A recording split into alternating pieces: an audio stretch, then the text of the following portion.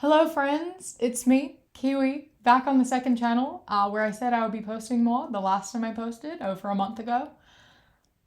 But I'm here now, back at you, with more content, for real this time, because I'm no longer traveling and I actually have time to work. Speaking of traveling, we all know, unless you're new here, hello, that I have been traveling since March. I left London March 29th and I got back a few days ago on August. It's not August. It is now. It wasn't then. July 26th or something at 3 in the morning. So I was gone for a long time. And I was meant to sit down and make videos updating you and talking about it, but I just never had the time because I was on the move constantly. I've been back for 10 days now, and it's the longest I've been in one place since April. So it's just been really full on. So I'm gonna sit down and I'm gonna talk about it a little bit, but because there is so much to cover, I went onto Instagram and I asked you to ask me questions specifically, because otherwise I would be here for 10 hours and that would not be interesting. So yeah, in summary, I left here the 29th of March. Then I arrived in New Zealand on the 1st of April after 44 hours traveling. It was a 12-hour flight to Doha, 14 hours at Doha airport. Then it was another 12 hours to Adelaide, 2 hours in Adelaide airport, and then 4 hours to Auckland or something like that. I do not recommend that at all. I really don't recommend it. It was initially meant to be 30 hours with a shorter layover in Doha. Then we got COVID the day before our flights, so we had to change them for 2 weeks later. And that was the only one we could get. So it was a long few days, the longest of my fucking life. And the person I was sitting next to on the plane was fucking manspreading on a 12-hour fucking flight. Anyway, the airport was actually the easy part. 14 hours in Doha airport, because you can rent, they have little hotels in the airport, so you can rent a room, and it's just a room with a bed. Very expensive, you pay per hour. But we rented a bedroom for 7-8 hours maybe, and just had a nap and then watched a couple episodes of Glee. And then we had avocado toast 3 separate times. Before we went to New Zealand. And that's how the trip started. We went to New Zealand, obviously, and I say we because I was with Kat. This was her birthday, by the way. That first flight, that was her birthday. Her 22nd birthday. We spent a 44-hour fucking plane trip. And then obviously we're from New Zealand, so we went back to see family. That was a lot. It was good to see family. It was good to see my dog, who is family. I was meant to catch up with a lot of friends, but that's very overwhelming, and I did not do that. I saw 3 people. And I was there for 2 months. And then we did a 2-week road trip of New Zealand, which was cool. The North Island. I stole my mum's car, and so we drove all the way from Auckland down to Wellington and then back up over the course of just a couple of weeks, which was fun. Then we went to Australia for a few weeks, and then we went to the US for a few weeks, and then we went to Gibraltar for a few days, and now we are back in London, absolutely fucking exhausted and living off of caffeine. Cutting in because I totally forgot to do the self-promo here of if you want to see vlogs and more of our trip, fucking join our Patreon. Patreon.com/SavvyCat. I have spot cream on right now. I forgot. Please ignore that. Patreon.com/SavvyCat for vlogs and shit. Anyway, back to the video. Enjoy. I haven't been able to take my Ritalin for 10 days. You're not allowed to be prescribed more than a month's worth because it's a restricted drug or whatever. And I was traveling for 2 months. since being prescribed it. And I also got prescribed my prescription 2 weeks before I left for traveling. He was like, you can take it 3 times a day, but you don't have to. So I was taking it 2 times a day to make it last as long as I could. I was taking days off every now and then because I wanted to make it last as long as I could.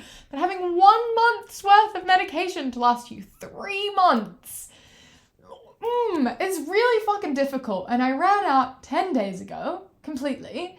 And getting a prescription of a restricted drug from New Zealand to then being able to get it in the UK is a fucking bitch. So I'm trying to do that. It's really, so I've been drinking caffeine. Anyway, haven't slept for a while. Sleep is not a thing that exists. It's too hot, it's too sticky. Much less hot than the US was, but much more sticky. And yeah, coming down from a long trip is weird because every day I wake up and I'm like expecting to be on a plane again. We took 11 planes within 2 weeks, which was insane. Yeah, waking up every day and being like, okay, when's the next plane? And like, I've barely bought anything because obviously we had 1 fucking suitcase and then a small bag the whole trip. We had to upgrade from backpacks into bigger carry-on bags. But yeah, we left with just a suitcase and a backpack each, and having to make that last for 4 months. It's very difficult.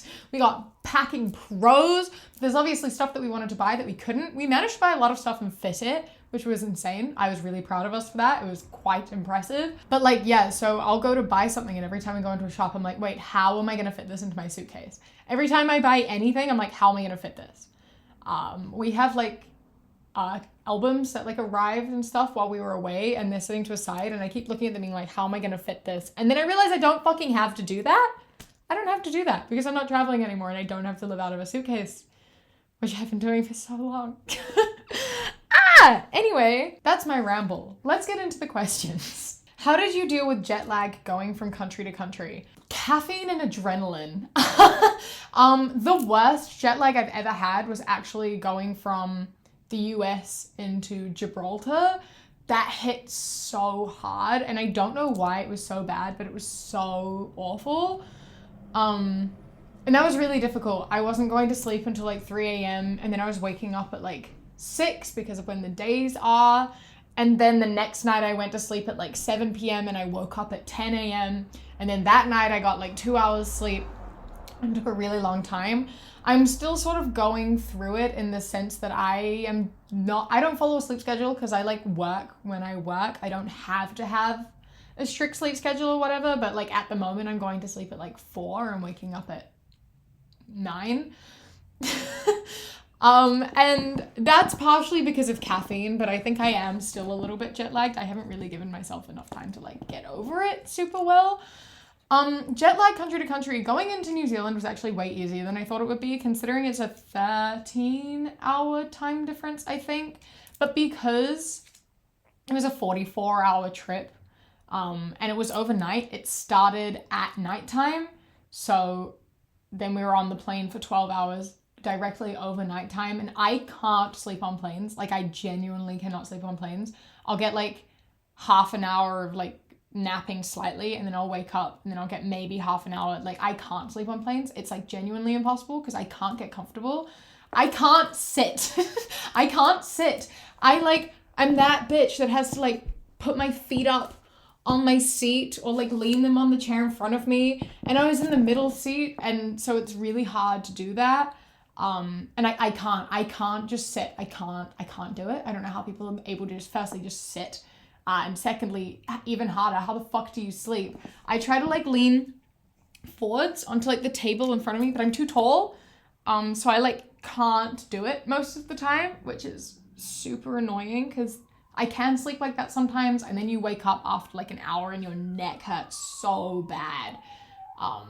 So I didn't sleep for like a really long time. Then we were in Qatar, and I fell asleep for a couple, like maybe 4 hours when we hired that room thing. And then I arrived in New Zealand, and we got there in the morning, and then we were just overexhausted. So we were like past the point of being tired because we arrived at like 3 a.m. We stayed up all day and then went to bed quite early. It was going to bed like relatively early, like 8 p.m. But I was sleeping at nighttime. And I just wasn't jet lagged because of how little sleep I got on the trip, on the flight there. Then going from New Zealand to Australia is pretty alright because only 3 hours difference. Arriving in the US was okay, kinda, because we arrived in LA at nighttime, so we were tired. We went back to the hotel and we slept. And then that day we kind of just stayed in the hotel, went for a little bit of a walk. And then immediately the next day we woke up at 6 a.m. and went to Disneyland for 16 hours. And then the day after that, we slept until about 8 a.m. We had our alarm set. We were fucking exhausted. We did not want to wake up. But then we got up and we went to California Adventure. And then the next day we went back to Disney. And then the next day we had to move and go to a different hotel. And then the day after that we went to Hollywood. And then the day after that we had a concert. And then the day after that we had a concert. So we didn't have time to be jet lagged. We just didn't have time. The adrenaline took over. We were busy. We couldn't be jet lagged. So we weren't. But then leaving the US and coming back to Europe, it fucking hit like a truck. And it was the worst jet lag I've ever had. And I've traveled a lot. It was awful. How did I get over it? I didn't really. Caffeine. Is American food as bad as people say it is? Yes. Yes, it is. I was horrific. It was awful. We didn't eat, right? We couldn't eat because, one, there was literally fucking nothing there. There was nothing there. There was nothing anywhere.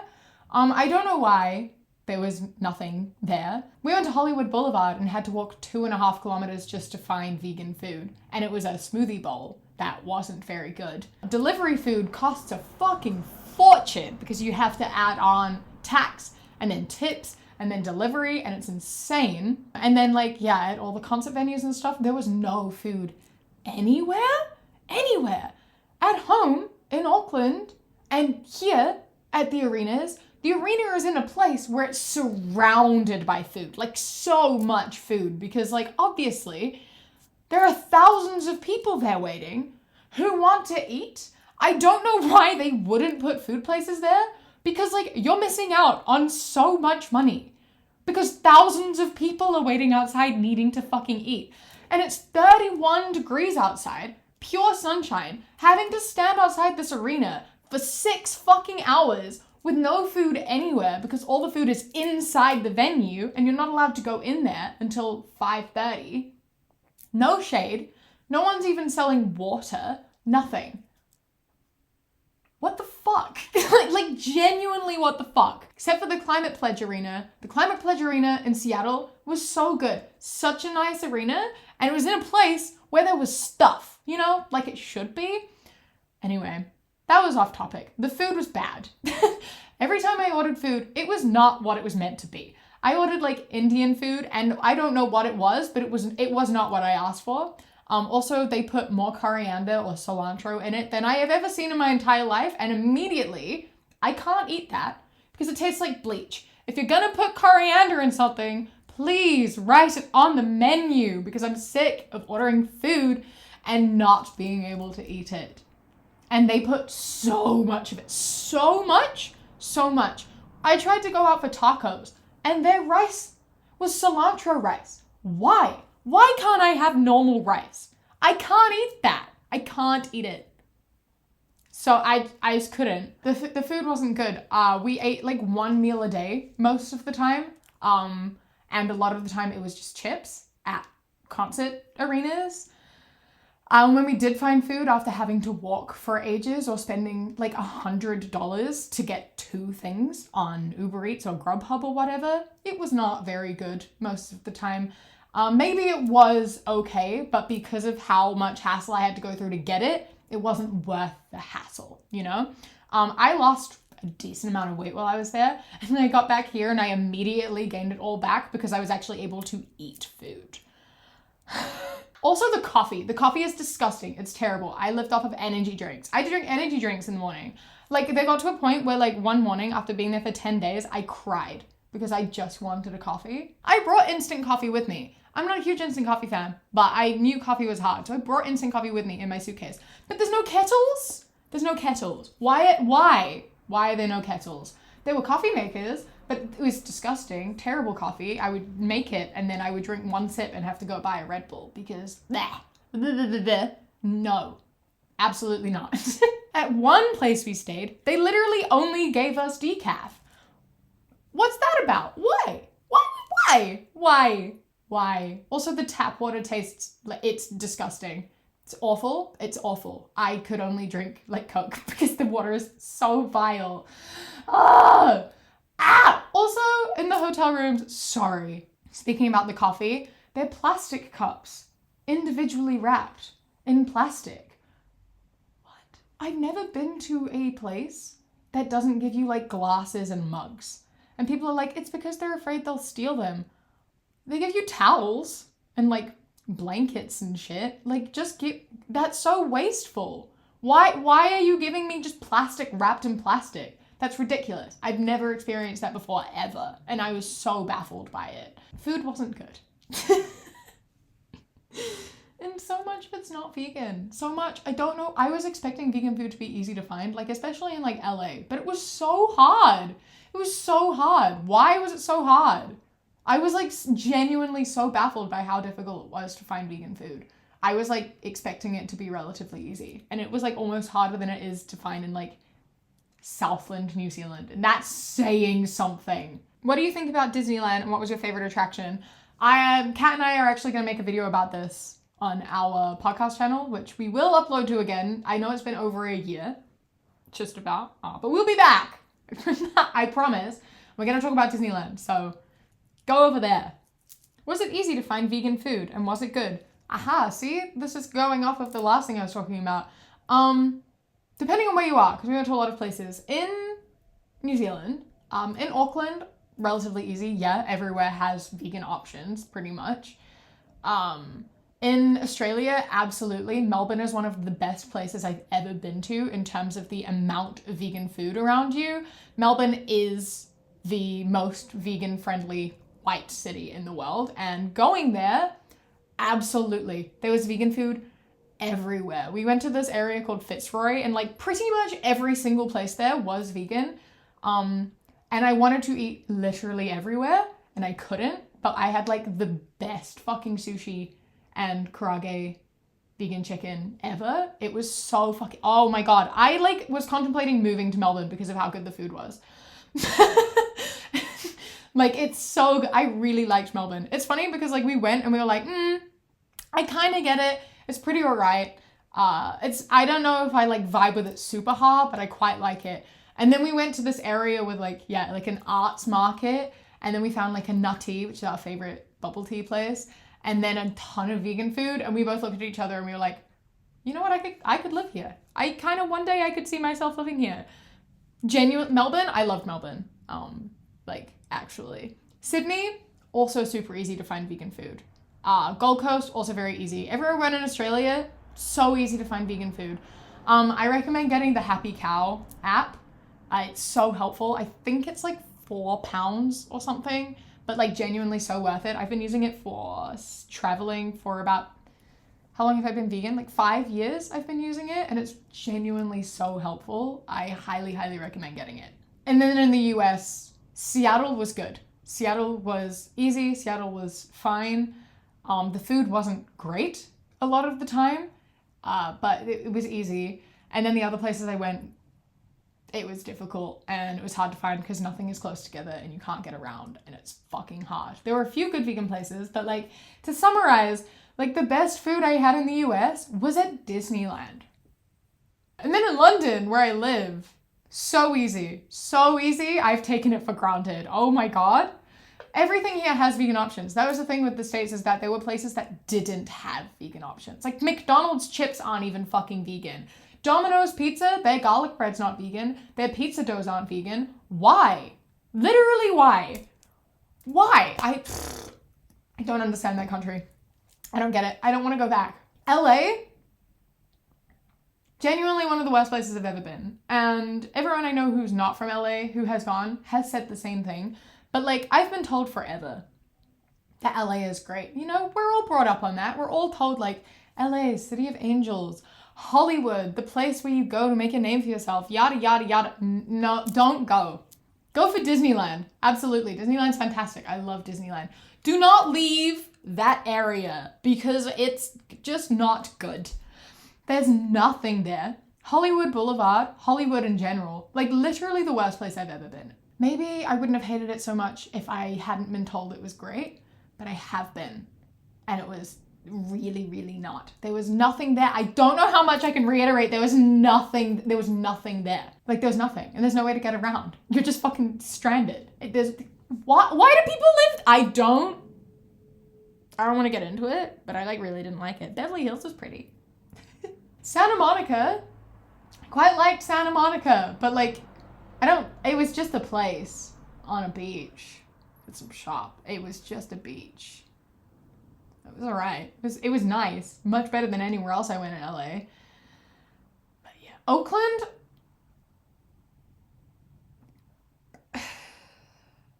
I don't have anything to say about Oakland. San Francisco, I've heard San Francisco is really good, but I didn't get it, so I feel like I have to go back sometime. Maybe I missed something, but like, I didn't vibe with it. I wasn't a big fan. But maybe I just didn't go to the right part, I guess. I was only there for a few hours. Seattle though, Seattle was nice. Quite liked Seattle. Seattle was good. It reminded me of Sydney. I don't remember what the question was. I think it was about vegan food. I don't know how I got here. What gave you the most culture shock in the US? The people. I think the people, they're so extroverted. Everyone talks to you. Everyone's like loud and like overly friendly. And it's weird because you know that a lot of that, it's very performative. You know what I mean? And it's strange to be around after not being around that sort of culture before. Like, the thing is, everyone complimented my hair, which I get. It's really lovely. Thank you. But like, I got so tired of it so quickly. The novelty wore off so fast. Like, I was like 2 days in and I looked at Kat on my next time I come to this country, I'm dyeing my hair black. Because like, it's nice, I get it. Like, thank you for complimenting my hair. But when I spend every 3 seconds being like, thank you, thank you, thank you. It was just a lot for me. And then when anyone got a whiff of the accent, that always brings up a conversation. That happens here sometimes too. But yeah, it was lovely. The people were very nice. But it was funny though, because then coming back to the UK and losing that was then a culture shock again, which I thought was really funny. And then like the way it looked was also quite shocking. But I don't think that was a culture shock. That was just more being really fucking confused because it's not what I expected. Like, I had low expectations and it didn't meet them, and that was confusing to me. Oh, also the cops having guns. That was fucking weird. That was so weird. That was really scary. Being at a concert and there being cops at the concert, firstly, was really fucking weird. And the fact they had guns is really scary. And the vibe they give off is like genuinely the most terrifying people I've ever been around. I hated their vibe. So I can't even imagine what it would feel like to be someone who would be like a person of color, like how you must feel around them, because like fucking Jesus Christ, they're the scariest people I've ever been around ever. You can feel the like power hungriness coming off of them, and then the fact they have a gun. Oh my god, it's like small things that were different in other countries that you weren't used to. Well, obviously I've been to Australia and New Zealand before because I grew up in New Zealand and I went to Australia a lot. So the weird animal thing for me was coming to the UK and there's squirrels here. That's insane. There are squirrels everywhere. I'm used to it now. When I went back home and I went to a park, like a massive park, I was there and I was looking at it and I was like, where the fuck are all the squirrels? I stood there and I'm like, this is so empty. Where are the squirrels? Which I thought was really funny. So that was a shock of like no longer having the animals that I got used to, which I thought was amusing. The thing that got me about the US was the lack of animals. Again, in LA, I didn't see birds. I saw like some seagulls when we got close to the beach, but there were no birds. There was no wildlife. It was really fucking weird. It was weird. It didn't feel real. It was odd. Yeah, I barely saw any animals in the US, and that was weird. Coolest animals I saw though, in Gibraltar, the monkeys. I've seen monkeys before, like temple monkeys in Southeast Asia, but these were like slightly different monkeys. And they were cool to see. You don't see them very often. So the monkeys, that was pretty cool. I liked the monkeys. I did see them tackle some people and steal like ice cream. What were your priorities to see or do? Like touristy stuff or more niche things? Again, it's this thing of like, most of the places I went, I had been to before. So like traveling New Zealand, there's not really anything there. You go for the scenery and just to like drive around. So we did like nature walks, and like went to the beach and just sat at home and played games and stuff, right? Like not really overly touristy stuff, but also not niche stuff. Same with Australia. I've spent a lot of time in Australia in my life. In Melbourne, we just went shopping for concert outfits. And though we did go to Phillip Island, and saw the penguins, that was really cool. We went because Bang Chan has talked about it several times and we wanted to go. So that's what we did. It's very cool. That was a touristy thing that we did. More niche things. I don't really think there's anything niche that we wanted to do other than going to concerts, really. Yeah, we didn't really do a ton of touristy stuff, but we also didn't do niche stuff. We kind of just chilled out. Like, we were gonna do touristy stuff in LA, but after we went out one day and we did like a hop on, hop off Hollywood bus thing just because we could, and it's the only way to get around, and we went to like, we did that and we did not like it. We were like, no, I'm just gonna chill in the hotel. So then we didn't leave the hotel after that. We didn't have any desire to do the touristy stuff really, because we weren't there to do touristy stuff. Like, the US is not a place we would have planned to go. It's not somewhere I had any intention or interest in going. But obviously things brought us there. Like a business trip. Seattle, we saw the Needle, but only because it was right next to the arena. We didn't do anything touristy while we were there. When we were in Sydney, we literally like didn't leave our hotel. You know, we were like a 20-minute walk from the Opera House and we didn't go because I've been like so many times. There's just no point, you know? Did you meet any internet friends like from your 5-star Stan account and such? I fucking wish, man. Like, I always planned to go and meet my 5-star Stan account friends at some point. But I'm really bad at communicating with people, and it's wild because I had that account 7-8 years ago, and like all the friends I made there, we do still all follow each other, and I talk to a couple of them on and off sometimes, and it would be really cool to meet them, but it is like, I am very socially anxious, and I put off talking to people an incredibly ridiculous amount. So like there have been times where people have messaged me and I've not replied, and then just I'm like, I can never talk to you ever again. But I do love seeing what they're up to, and maybe one day I will go and say hi to people. One of them has a fucking baby. Insane. I'm old. I'd be happy to hear your Skiz concert experience in detail. Yeah, you will, don't worry. Kat and I will have a video where we talk about it for way too long. Don't worry. You will get story time and you will be sick of us talking about it, because genuinely the best time of my life. In summary of this, the US, not a place I intended on visiting, not a place I really intend on going back to. I did not vibe with it. I was not a fan. But at the same time, like the 2 best weeks of my life. So, you know, incredible memories. I will cherish them forever.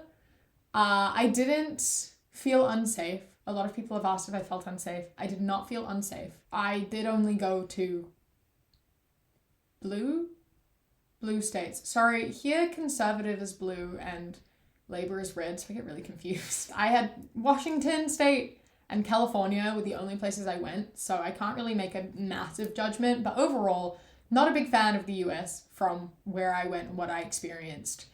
But I would go back should Stray Kids go back. I did have the fucking time of my life, so I don't know what else to say. And in terms of feeling safe, we walked to and from the arenas every night, so yeah, it was like midnight and we walked home. There were a few other concert goers around, but like I didn't feel unsafe. This has been my video. I hope that you enjoyed. Let me know if you have any more questions. Thank you for coming. I'm about to film another video, probably wearing the exact same outfit, so just look away and pretend that I'm wearing something different. Usually I go change my top and my earrings, but I like can't be bothered standing up. It's too hot. So I'll see you in a minute. All right, enjoy the rest of your day. Bye.